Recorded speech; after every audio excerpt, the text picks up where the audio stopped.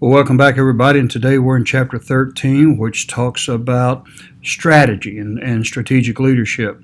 Now, we're going to talk today particularly about the vision and the mission statement. And these are two important resources that companies have. A lot of times, though, they're not used and they're not given a whole lot of attention. And that's unfortunate because a lot of times when a company is in trouble, it's because they have forgotten their identity and what their values are. So let's take a look today at what strategic leadership is. Let's take a look at some of the dimensions of it. And let's close out with our vision and mission statements. Okay, well, welcome back, everybody, and today we're going to be in Chapter 13, Creating Vision and Strategic Direction. Now, your textbook shows the Exhibit 13.1, which is a linkage between strategic vision and strategic action, and as you can see, there's 4 dimensions of leadership. You can have high vision and high action, which is the upper right hand, the effective leader. That's what you want, someone who can articulate a direction and to be able to get involved in it as well. Those who are high in vision and low in action are the dreamers. They talk about it, but there's never anything that really comes out of it. Then you have the low vision, low action. They're the uninvolved. They're the ones who just remain aloof. They don't want to be engaged. They don't engage anybody. And then there's the do-it-yourselfer who wants to get involved and do it all his or herself, and they have low vision but high action. So they're pretty much just getting in there, doing the job, and not really delegating or allowing other people to become a part of that vision or that action. Now, as you can see, strategic leadership is the ability to anticipate and envision the future, to maintain flexibility, think strategically, and initiate changes that will create a competitive advantage for the organization in the future. And since we've been talking about leadership, I've indicated in the past, or asked the question in the past, who were some of the most influential leaders that you've come across in your lifetime? Some of them have had a big impact, and I would imagine part of the reason why they were so successful or they were a positive impact in your life was that they had some of these characteristics. Today, because of the changes that are taking place, you have to be able to be flexible. Those leaders that are rigid, unbending, unwavering are not going to last because of diversity and the dynamics of the organizations today. You have to be able to think strategically, and that means you have to be a forward thinker. You can't just sit in the here and now and be satisfied. You have to consider every move and every decision from a strategic standpoint. How are you going to be postured against your rivals and the competition? Change is inevitable. In fact, I've said time and time again, and you've probably heard it before from other people, that the only thing that is constant is change today. So these are the characteristics of strategic leadership that the successful leader will be able to demonstrate within organizations. Now, the domain of strategic leadership, vision, that's where we headed. The mission is who we are. The strategy is how do we get there. And the mechanisms for execution is what do we do right now. So you follow that pattern. I keep thinking about how Noah had a vision that God gave him. He gave him the blueprints for the ark. And Noah had, knowing who he was, he had a mission. He had a mission to go out, be obedient to God, to be a witness even in the building of the ark, 120 years.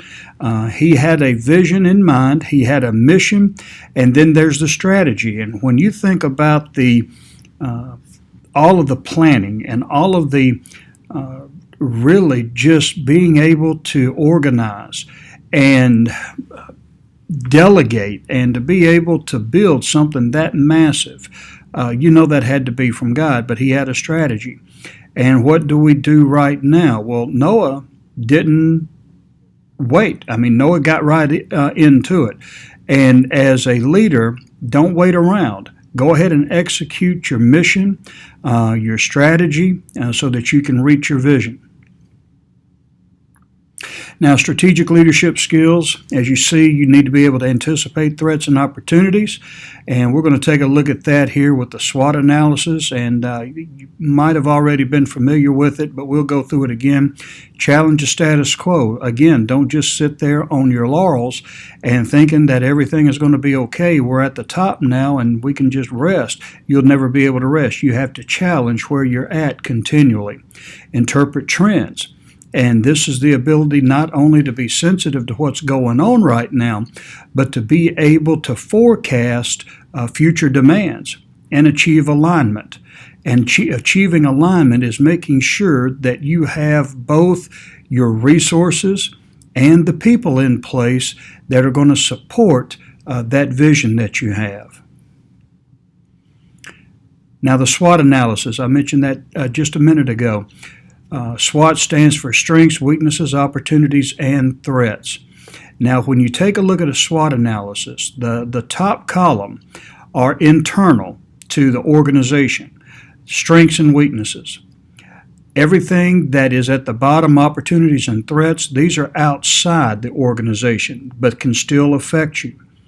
Now, a SWOT analysis is a snapshot. It is where you're at right now. Based on your strengths, weaknesses, opportunities, and threats. It's not a long-range type of thing, but you can use it in long-range planning. So a strength and a weakness, what you would do is, and also too, you have to be honest. If you're going to try to embellish or exaggerate, this is going to be of no use to you. But you can use this in business, you can use it in your personal life. If you want to buy a house maybe, you can do a SWOT analysis, or just pretty much you can apply it to anything, but it is a snapshot of where you're at right now. And what you would do is you would get a list of all the strengths.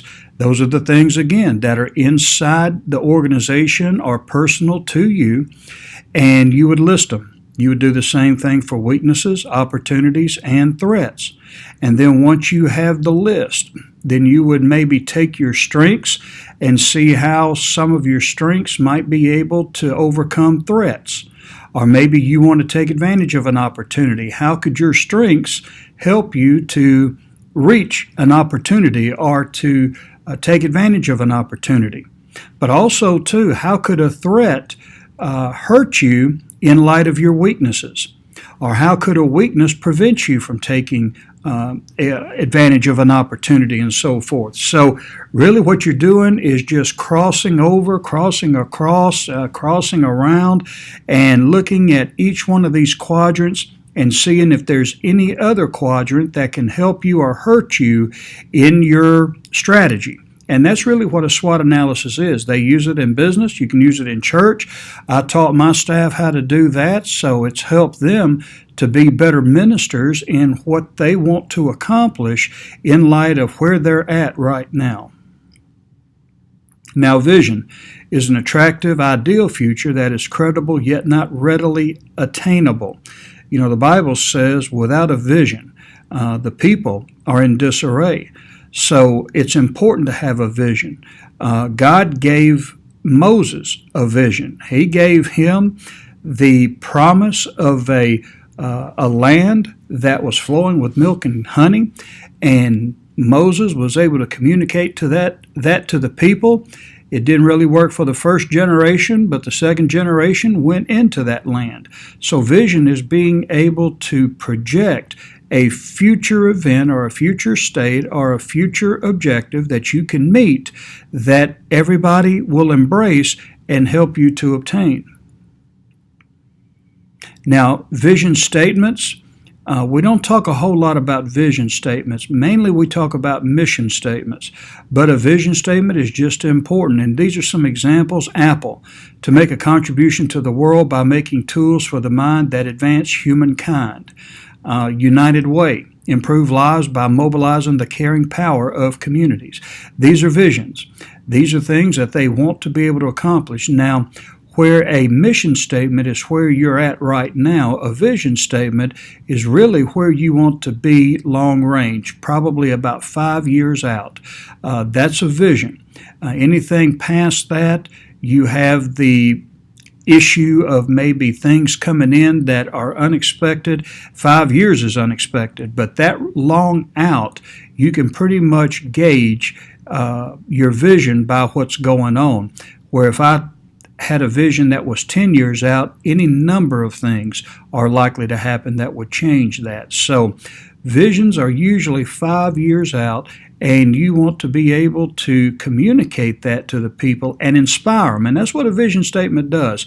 It inspires. What if Apple just says, we want to make computers? Well, that's not very inspiring. It's what you want to do, but it's not going to motivate people. So a vision statement not only tells you where you want to be 5 years down the line, but it also is there to inspire you to make sure that that objective is reached. Exhibit 13.4 is just the nature of the vision. And this is your current reality, the little circle. You can stay on the course or you can move toward a desired future, and that's the vision. That's reaching high, I guess, with the star being up there, but that's where you want to be. You want to go towards a desired future, and that's what a vision will allow you to do. Again, what does vision do? It links the present to the future. It energizes people and focuses attention. Again, it motivates them. It gives meaning to their work, and it establishes a standard of excellence and integrity. So we see with this, a vision really guides the people. And a lot of times, if you get in a situation where your company can go in any direction, or you're at a crossroads and you're not sure where to go, you should always be able to go back to your mission statement and your vision statement to help guide you in those decisions that are not quite black and white, but will still be able to, using the vision and the mission statement, be able to guide you in the decisions you need to make to guide your organization in the proper direction. The common themes of a vision: it has broad appeal. Yeah, you have to have that for the organization to embrace it and to get behind it. It deals with change.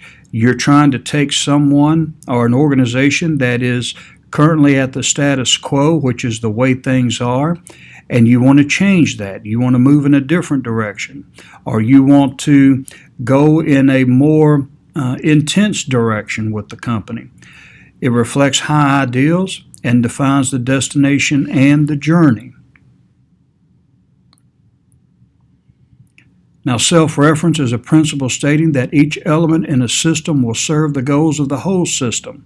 When the elements are imprinted with an understanding of the whole, in other words, if you know what you're doing, if you are aware of how your contribution will help the whole system, chances are you're going to be more engaged. I talk to students all the time, especially in my graduate classes, and I'll ask them, do you know really what function you serve in that organization? Many of them will say no, that they don't. So understanding where you are, knowing where you are in the system and how you contribute to that will greatly enhance that individual's ability and encourage that individual to be more productive and gain a better understanding of who they are in that group or that company. Leader steps to creating a vision. That's fairly just a step-by-step. Target a vision for a desired future. As a pastor, the Lord leads on my heart the areas that we need to focus on, the direction that we need to go in. Co-create the vision, and that means getting people on your side. Identify your strengths. Again, a SWOT analysis. Write a first draft. Give an outline of what you want to do. Get your feedback from the people who are going to be the most influential, and create the final vision statement, and then share the vision widely. Now, here's what I recommend and what I always do. Whenever I want to have something done, whether it's a new direction or a change or whatever, I'm going to find the most influential people within that group or that organization. If it's the church, I'm going to go to the deacons, and within the deacon body, I'm going to go to the most influential deacons, the ones that everybody trusts, and I'm going to win them over. I'm going to get them to embrace my vision so that when I communicate it, it's going to have the approval and the support of the people that the church trusts. And once I have that, chances are I'm going to have it approved. No one is going to give me any kind of resistance. At least they never have yet. Same thing in an organization. You find those people who are the most influential, you get their backing and support, and then you move forward with the vision. And while you are moving forward, have them sell the vision. Not just you, but have them go out and sell it to their fellow peers, and that will greatly enhance the legitimacy of that vision and get people to support you. The mission is the organization's core, broad purpose and the reason why they exist. Again, it's where you're at right now. The mission statement is the identity of the organization. Just like it's important for you to know who you are, the things that you value, your principles and ethics and so forth, so too is a mission statement. A mission statement is a snapshot of who that organization is, what they're trying to accomplish right now, and what they're all about. And just as a vision statement can inspire, a mission statement should be able to inspire too. You don't want to hear a mission statement here at FedEx, we want to deliver packages. Well, that's not very inspiring. And it's what you do, and it is a mission, but you want to be able to garner, people's sense of identity, their values. You want to connect with them, and you want to inspire them. It defines the character of the organization. It draws people to the organization and motivates workers. Now, I have been a change agent for several organizations, even a branch of the U.S. military. And one of the things that I have had to do is go in and troubleshoot some of these organizations.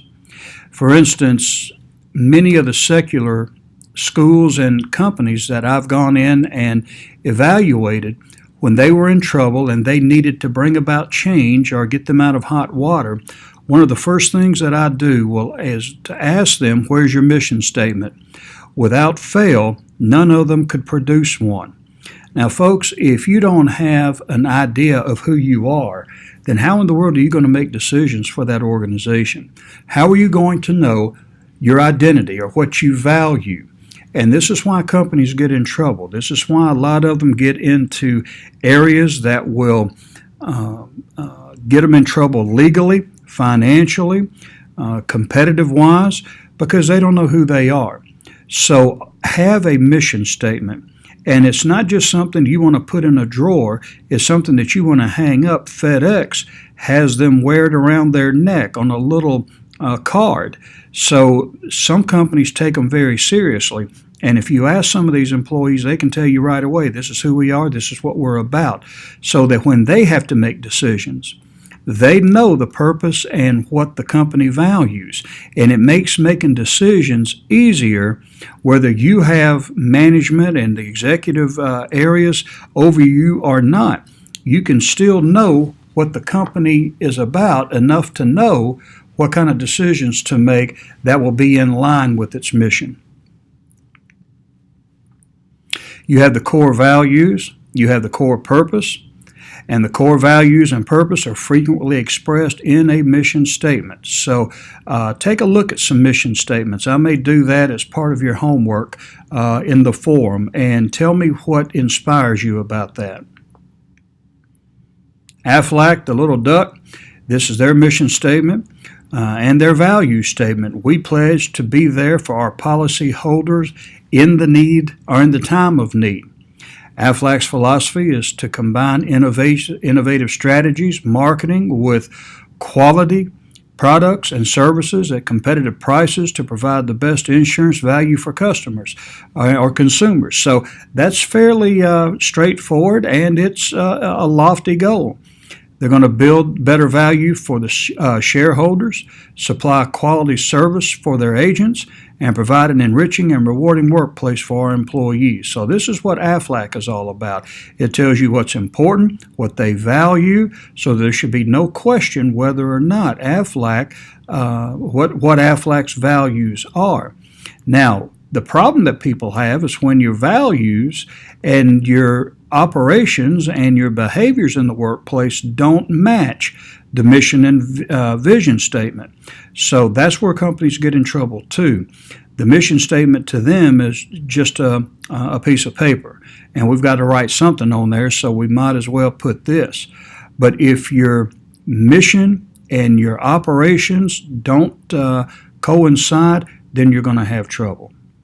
I never will forget when I became pastor of the church where I'm currently serving. I asked the pastor what the mission statement of our church was, and he was taken aback. He couldn't say anything for a few minutes, and he said, "I think our mission statement is what the Southern Baptist Convention uses as theirs." And then he started rumbling around and fumbling around in his desk, opening drawers, trying to see if there was a mission statement around. So this is an example of a leader who really does not have a clear vision of the church, and a church that really doesn't have an identity. When I became pastor, we created a mission statement, so there's no doubt of what our church is all about, what we value, and what we think are most important. Now, it does wonders for every organization, whether it's a church or whether it's a secular organization. So I would highly recommend, if you work for a company or a church that doesn't have a mission statement or is not familiar with it, that you encourage them to embrace one and to make it theirs, because it is the identity and the values written in paper that this is who we are, and that's important. So till tomorrow, have a good day, and we'll continue on with strategic leadership.